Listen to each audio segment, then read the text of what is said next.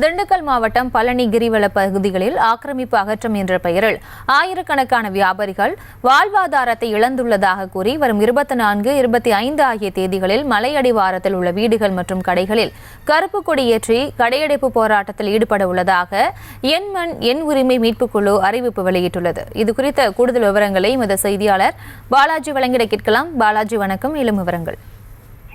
வணக்கம் பிரியங்கா. திண்டுக்கல் மாவட்டம் பழனி தண்டாயுதபாணி சுவாமி கோவில் உட்பட்ட அடிவாரம், கிரிவலப்பாதை, சன்னதி வீதி, ஐயம்பள்ளி சாலை உள்ளிட்ட பகுதிகளில் ஆக்கிரமிப்பு கடைகளால் பக்தர்கள் அவதி அடைவதாக கூறி திருத்தொண்டர் சபை நிறுவனர் ராதாகிருஷ்ணன் மதுரை உயர்நீதிமன்றத்தில் வழக்கு தொடர்ந்திருந்தார்.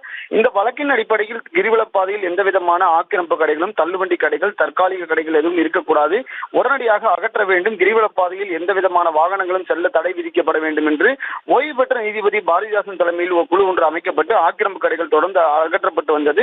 இதனால் 5000க்கும் மேற்பட்ட சாலையோர வியாபாரிகள், கடை வியாபாரிகள், சிறு குறு வியாபாரிகள் என பலரும் பாதிக்கப்பட்டுள்ள நிலையில் அவர்களுக்கு மாற்று ஏற்பாடுகள் எதுவும் செய்யாததால் தங்களது வாழ்வாதாரத்தை இழந்து தவித்து வருகின்றனர்.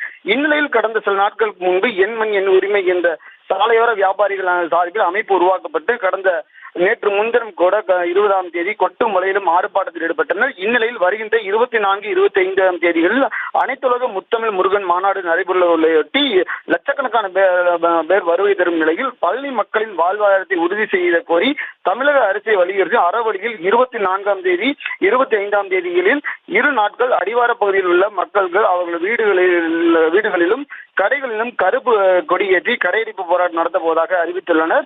நேற்று கூட இந்து மக்கள் கட்சி, இந்து அமைப்புகள் சார்பில் முருகன் மாநாட்டிற்கு ஆன்மீக சொற்பொழிவாளர் சுகிசிவம் பழனிக்கு வந்தால் அவருக்கு கருப்பு கொடி காட்டுவோம் என தெரிவித்த நிலையில் சாலையோர வியாபாரிகள் வீடுகளில் மற்றும் கடைகளை அடைத்த போராட்டம் அறிவிப்பு வெளியிட்டது பரபரப்பை ஏற்படுத்தியுள்ளது. பிரியங்கா, விவரங்களுக்கு நன்றி பாலாஜி.